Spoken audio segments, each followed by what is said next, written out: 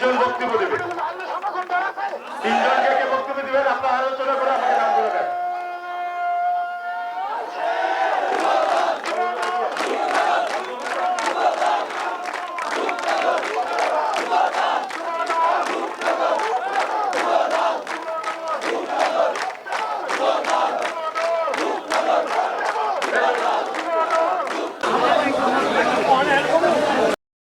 এবং এরা কেউ লবণ সুযোগ পাবে না।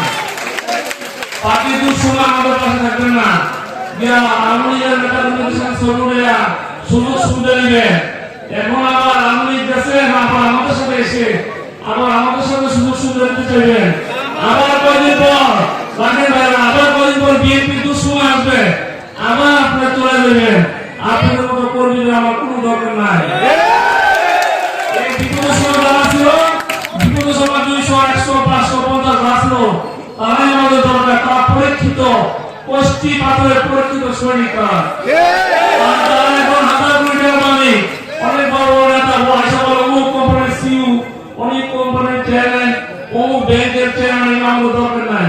ওই আমাদের একটা রিক্সা ভাই, যে লোকটা খেটে কাজ করেন, সিটি কর্পোরেশনের একটা ছোটখাটো একটা কর্মচারী, কিন্তু আমাদের বিপদের সময় ছিল, তাদের গায়ে সম্মান করে সরকার। জনাব কামাল হোসেন উপস্থিত আছেন, আমাদের প্রিয় নেতা মোস্তফা জামান উপস্থিত আছেন, আমাদের বিপ্লবী যুগ্ম আহ্বায়ক এই এলাকায় সরকার, জনগণের ম্যান্ডেট দেওয়া সরকার তারা পছন্দ করে না। আপনারা পছন্দ করেন না না করেন, পক্ষে সেই সুশৃঙ্খল একটি বাহিনী, সেনাবাহিনীর মধ্য থেকে নিজের পরিবারের মায়া ত্যাগ করে, জীবনের মায়া ত্যাগ করে তিনি স্বাধীনতার ঘোষণা দিয়েছিলেন, সেই শহীদের রাষ্ট্রপতি গত 17 বছরের ইতিহাস মনে রাখি, তাহলে আমাদের দ্বারা কোনো ভুল হবে না। কারণ আমরা ন্যায়ের কথা বলি, আমরা সততার কথা বলি, আমরা নিষ্ঠার কথা বলি।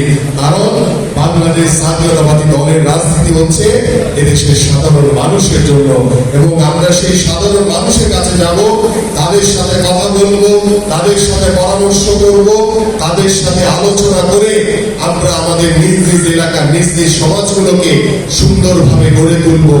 যদি কোন নব্য বিএনপি কিংবা আওয়ামী লীগের দোষর আপনাদের মাঝখান থেকে আপনাদের কারো হাত ধরে ঢোকার চেষ্টা করে, দয়া করে সকলে সতর্ক থাকবেন।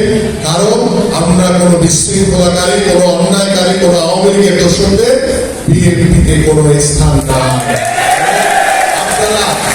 আপনারা সতর্ক থাকবেন এই কারণে, কারণ কেউ হয়তো আপনাদের বন্ধু হতে পারে, কেউ আপনাদের আত্মীয় হতে পারে, কেউ আপনাদের ব্যবসায়ী হতে পারে। গত 17 বছর কিন্তু ওই আত্মীয়, ওই ব্যবসায়ী, ওই বন্ধু কিন্তু আপনাদের উপরে কোন রকম কি করে নাই বলেন, রহম করছে? রহম করে নাই। এই জন্য সতর্ক থাকতে হবে।